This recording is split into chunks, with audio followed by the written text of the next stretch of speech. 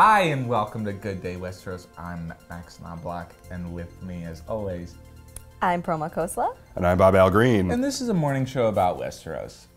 Let's jump right in, guys. First off, how was everybody's weekend? Boy, I can't remember anything before the episode last night. I might as well have been just in a trance fugue state for the entire time. Doesn't matter what I did. I decided to spend the weekend rewatching every previous episode, but there wasn't physically enough time, so I gave up, and then I just kind of cried before the new one. Disappointing. Yeah. Oh, super fun. Well, the fam went to the beach this weekend, and the wife was telling me, please, Max, please come to the beach with us. You gotta stop wasting your weekends away. And I said, get the hell out of the house. Get the hell out of the house. And then I sat on the edge of my bed and I just kind of stared at, there's a spot on the wall that has been growing. It's a spot of mold and it's been growing. And I see it as kind of representative of the decaying relationships in my life. And I stared at that spot as it grew. And then last night at 8:58, I walked out, I hopped on my son's PS4, I went to the HBO Go app, and I threw on the show. Sounds and it was good, it was and I love to just have a nice relaxing weekend, Fam's out of the house and just kick back. It's good for the soul. Good for you. Must-see TV. Well, what an episode we had last night, folks. Boy, it did not disappoint. No. A lot going on there, a lot of shifting power dynamics. Do we want to get into the power rankings? I think we do. I think we need to start in with the power rankings. Game of Thrones power rankings. So number 5, we have Jon Snow.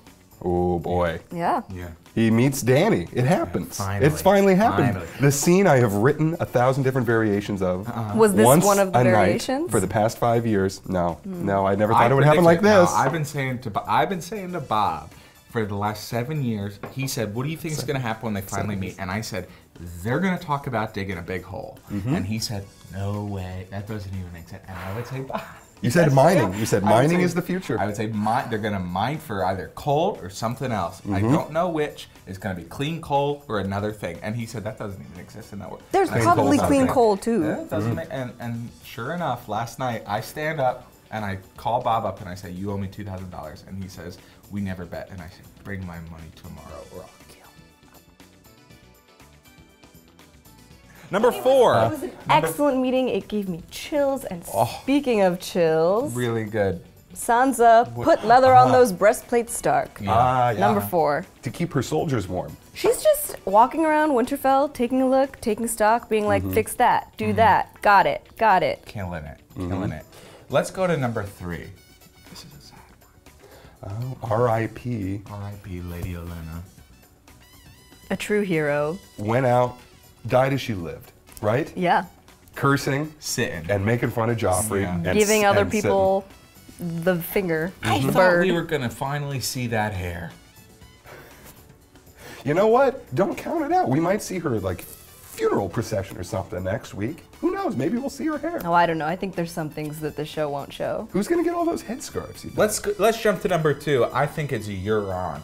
Euron keeps getting more and more outfits. Parading through the streets. This guy looks like Eddie Vedder out there. This guy looks like a founding member of Pearl Jam. And he knows that. He's like, I'm a rock star, and This he's is milking it. Kings of Euron out here, Kings of Leon, and he is out there dressed like a rock star. Number 1. Who is it? Cersei Lannister. She took out her enemies, the Sand Snakes.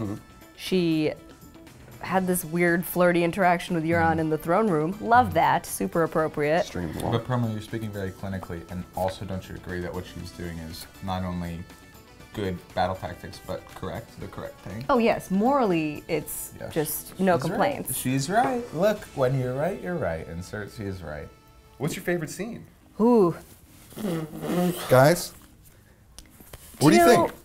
It wasn't a scene, it was a moment, an experience when Tyrion is narrating the battle, and it's happening exactly the way he says that it'll happen. Yeah.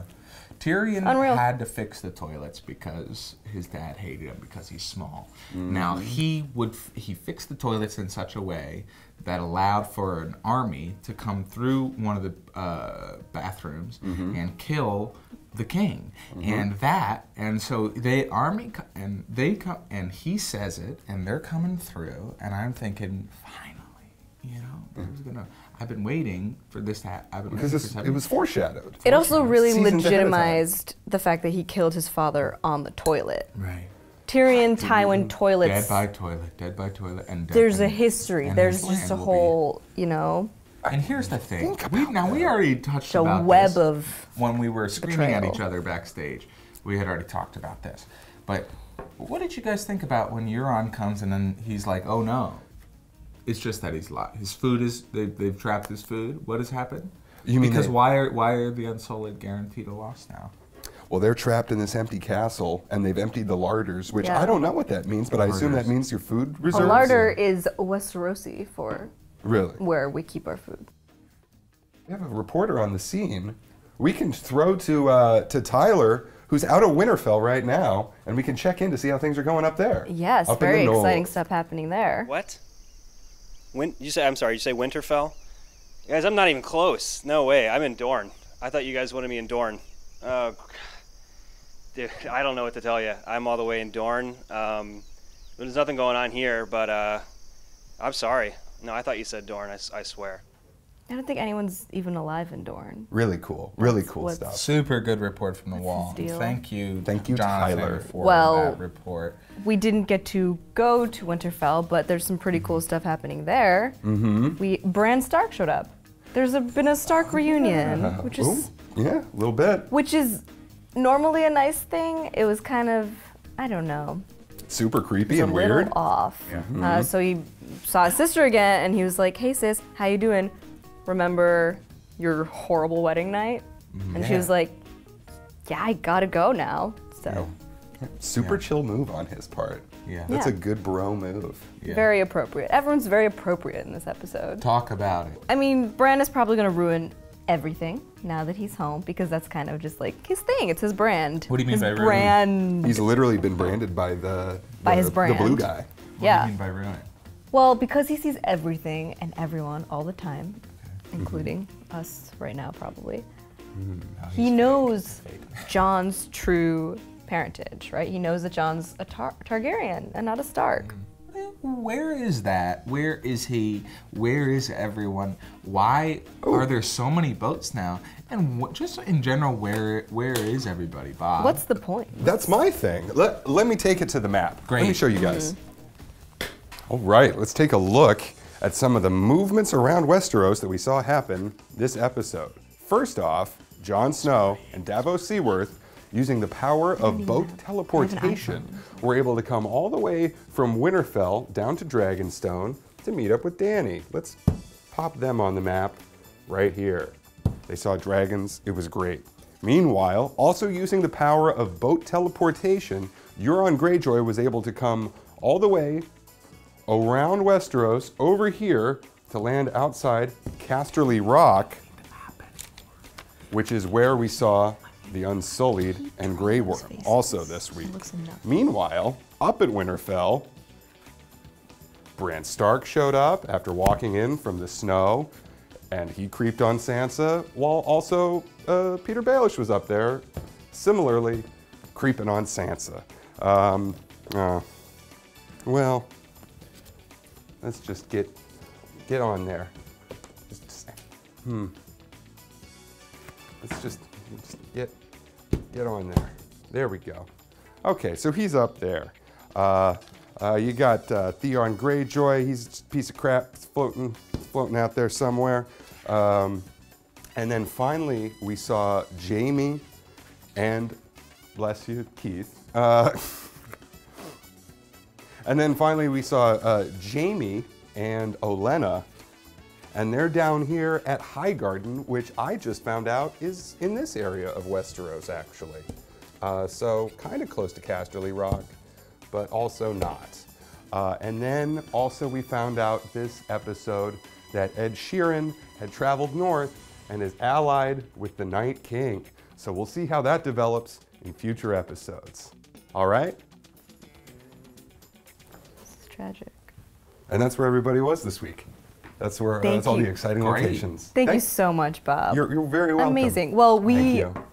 love the map, but we're gonna check in. We've sent Tyler to a location. This time we're gonna check in on the Hall of Faces, which we haven't seen for a while, but I'm sure it's exciting. Tyler? That's right, guys. I'm at the Hall of Faces right now.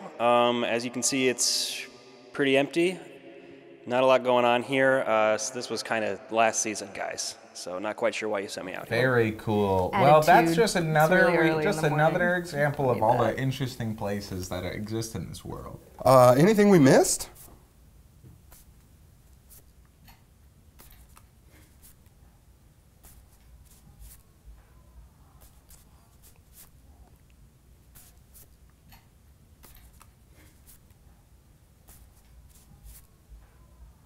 All right, folks, that's our show. This has been Good Day Westeros. Up next is a rerun of The Nanny. This is the 1989 sitcom The Nanny. We have the rights to it, and it's coming up right now on Facebook.com. One of the only things we got the rights to. Great. I gotta quit.